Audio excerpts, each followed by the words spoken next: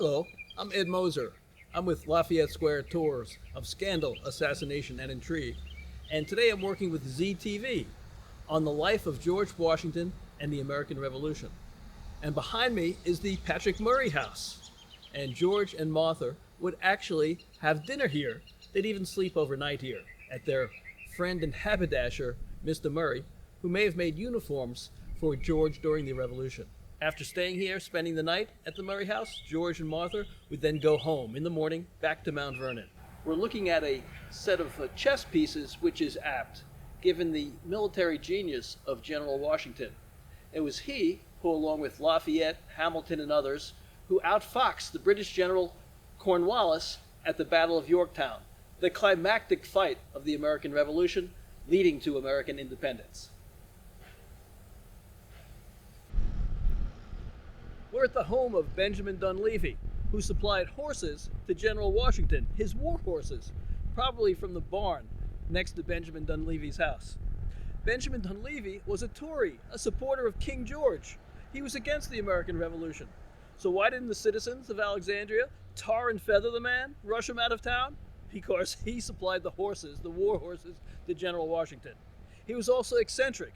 In his house, he loved to have parties, dance parties.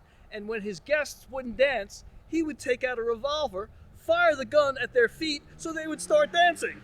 His wife didn't like this at all, so during one party, Dunleavy locked his wife in a closet until the party continued to its end.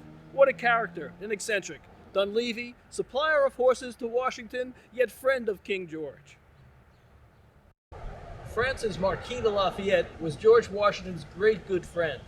Lafayette was responsible, as much as George Washington, for America winning its revolution, for he was the key liaison to our great ally in France. Without France, its troops, its soldiers, its fleet, we wouldn't have won our revolution.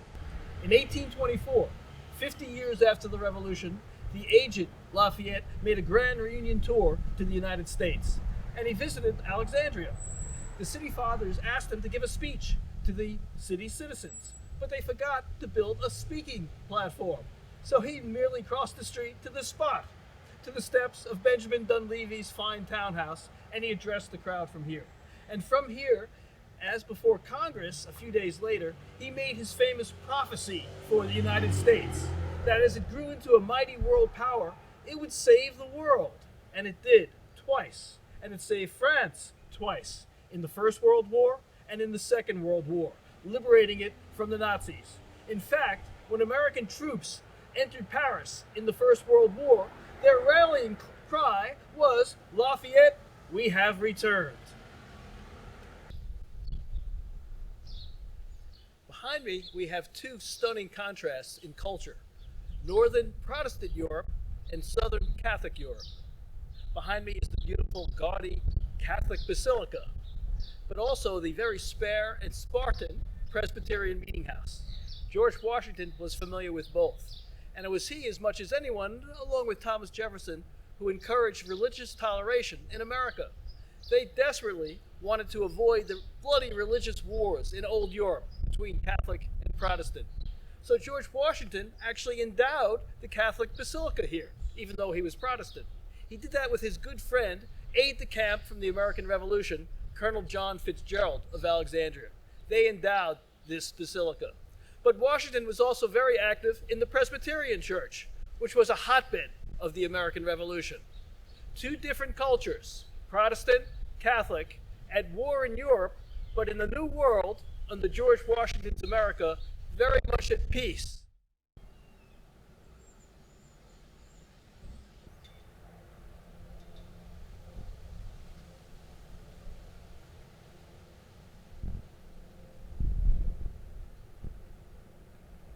Most Americans are familiar with Arlington National Cemetery, not far from here, and its Tomb of the Unknown Soldiers.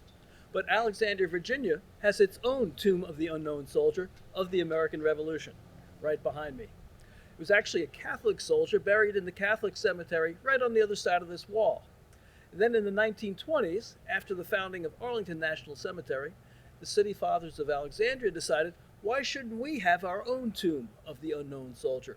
After all, we have a military pedigree as good as any town in America. including General George Washington. And so, with great fanfare, high-ranking officials from throughout the country laid to rest, for a second time, the soldier from the American Revolution. And there's even a ghost story associated with him. Historians and tour guides swear they've seen his ghost in the window above his tomb. He often appears at night when people curse or are disrespectful in this graveyard. So, in visiting this place, make sure you bide your tongue and are very respectful towards him and towards the American Revolution. After 50 years of public service and 2 terms as president, George Washington finally got to retire to his beloved estate at Mount Vernon, but not for long. Under his vice president, now President John Adams, the U.S. verged on war with its old ally from the Revolution, with the Republic of France. John Adams called George Washington out of retirement to put on his military uniform and lead the U.S. Army in the event of war with France.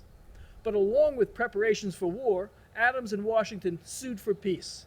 Diplomats were sent to Paris. And here behind me, at the old Presbyterian meeting house, Adams, with George Washington in attendance, proclaimed a national day of prayer and fasting for peace with France. And peace ensued. War was averted with our great natural ally, and George Washington was able to spend his remaining days at Mount Vernon. War averted. Behind me is the townhouse of Dr. James Craig, who was Washington's personal physician from even before the American Revolution, back during the French and Indian War, when he accompanied Washington on his doomed campaign to Fort Pitt, today's modern Pittsburgh.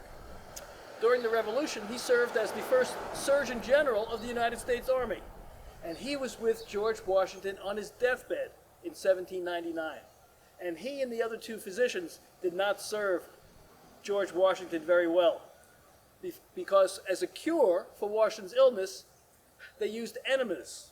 They also bled Washington. They bled him of 32 ounces of blood. This was thought to be cutting-edge medicine at the time, but it probably wound up helping to kill him. On Washington's death, Congress asked Washington's fellow general from the American Revolution, Henry Lighthorse Lee, to compose words of tribute to the late president and general. Lighthorse Harry Lee famously composed these words: Washington was first in war, first in peace, and first in the hearts of his countrymen.